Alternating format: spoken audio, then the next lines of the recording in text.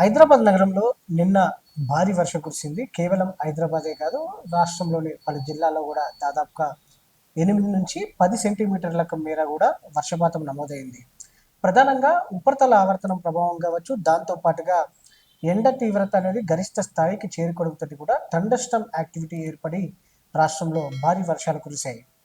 నిన్న హైదరాబాద్ నగరంలో హిమాయత్ నగర్లో దాదాపుగా 7 సెంటీమీటర్లకు పైగా, అంటే దాదాపుగా 8 సెంటీమీటర్ల వరకు కూడా వర్షపాతం నమోదైందంటే ఏ స్థాయిలో వర్షం పడింది అనేది కూడా మనం అర్థం చేసుకోవచ్చు. ప్రజెంట్ ఈరోజు వాతావరణం ఎలా ఉంది, ఏ జిల్లాలకు అలర్ట్ ఇవ్వడం జరిగిందో మనం తెలుసుకునే ప్రయత్నం చేద్దాం. ముందుగా ప్రజెంట్ మనము ఏప్రిల్ 4, 2025 రోజులో ఉన్నాం.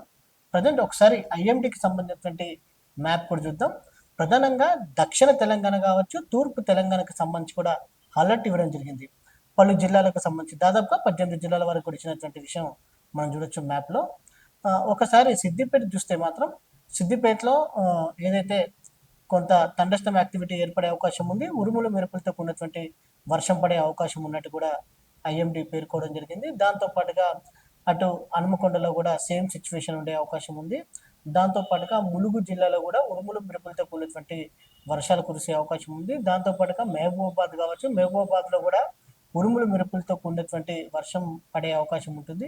దాంతో పాటుగా భద్రాద్రి కొత్తగూడెం జిల్లాలో కూడా కొంత తేలికపాటి నుంచి మోస్తరు వర్షాలతో పాటుగా ఉరుములు మెరుపులతో కూడినటువంటి వర్షం పడే అవకాశం ఉంది. ఖమ్మం జిల్లాలో కూడా సేమ్ సిచ్యువేషన్ ఉండే అవకాశం ఉంది. దాంతో పాటుగా మహబూబాబాద్లో కూడా ఉరుములు మెరుపులతో కూడినటువంటి వర్షం పడే అవకాశం ఉంది. సూర్యాపేట జిల్లాలో కూడా తేలికపాటి నుంచి మోస్తరు వర్షాలతో పాటుగా ఉరుములు మెరుపులతో కూడినటువంటి వర్షం పడే అవకాశం ఉన్నట్టు కూడా తెలపడం జరిగింది. నల్గొండ జిల్లాలో కూడా సేమ్ సిచ్యువేషన్ ఉండే అవకాశం ఉంది. దాంతో పాటుగా నాగర్ కర్నూలు జిల్లాలో కూడా భారీ వర్షం కురిసే అవకాశం ఉంది. ఉరుములు మెరుపులతో కూడినటువంటి వర్షం కురిసే అవకాశం ఉంది.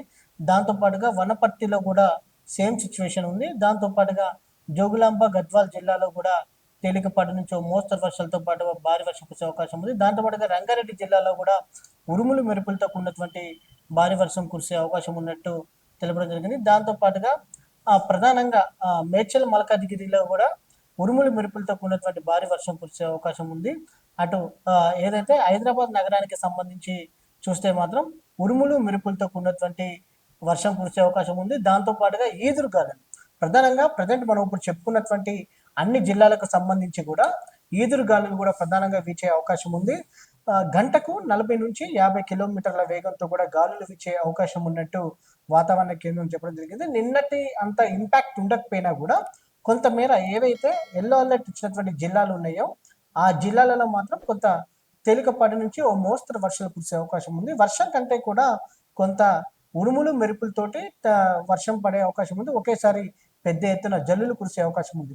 రానున్నటువంటి 5 రోజుల పాటు కూడా అటు హైదరాబాద్ వాతావరణ కేంద్రం సంబంధించి ఏదైతే అలర్ట్ చూస్తే మాత్రం నో వార్నింగ్స్ ఉన్నాయి. రేపటి నుంచి కూడా గరిష్ట స్థాయిలో ఉష్ణోగ్రతలు 2 నుంచి 3 డిగ్రీల సెంటిగ్రేడ్ పెరిగే అవకాశం ఉన్నట్టు కూడా హైదరాబాద్ వాతావరణ కేంద్రం అంచనా వేయడం జరిగింది. ఈరోజు 4 తర్వాత మనం చెప్పుకున్నటువంటి ఎల్లో అలర్ట్ జిల్లాలు ఏవైతే ఉన్నాయో ఆ జిల్లాలలో కొంత తేలికపాటి నుంచి మోస్తరు వర్షాలతో పాటుగా ఉరుములు మెరుపులతో కూడినటువంటి వర్షంతో పాటుగా ఈదురు గాలులతో కూడినటువంటి వర్షం పడే అవకాశం ఉన్నట్టు వాతావరణ కేంద్రం తెలపడం జరిగింది. ఇది ఏప్రిల్ 4, 2025కు సంబంధించినటువంటి వెదర్ అప్డేట్స్ తెలంగాణ రాష్ట్రానికి సంబంధించి.